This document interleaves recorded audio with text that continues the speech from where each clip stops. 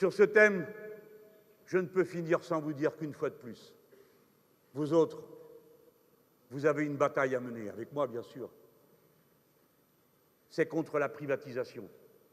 Vous ne le savez pas. Il y a une autorité qui répartit le droit de sonder le fond des mers. C'est une autorité internationale tout à fait respectable.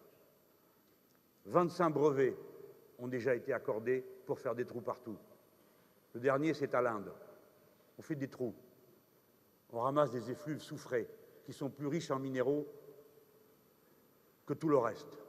Ils sont là tous. L'entrée en mer s'est faite avec nos méthodes de sauvage qui sont celles du capitalisme. Prendre, conquérir, s'emparer, faire de l'argent avec tout ce qu'on voit, tout ce qui bouge.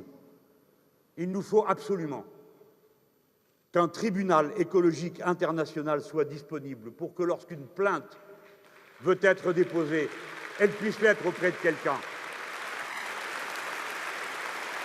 Parce que sinon, ils feront ce qu'ils voudront et nous dépendrons seulement d'une autorité dont vous savez qu'elle sera comme toutes les autres, assaillie par les lobbyistes. Il le faut. Et la France doit être, combien de fois l'ai-je dit dans des réunions sur ce thème, à l'initiative d'un mandat international de l'ONU.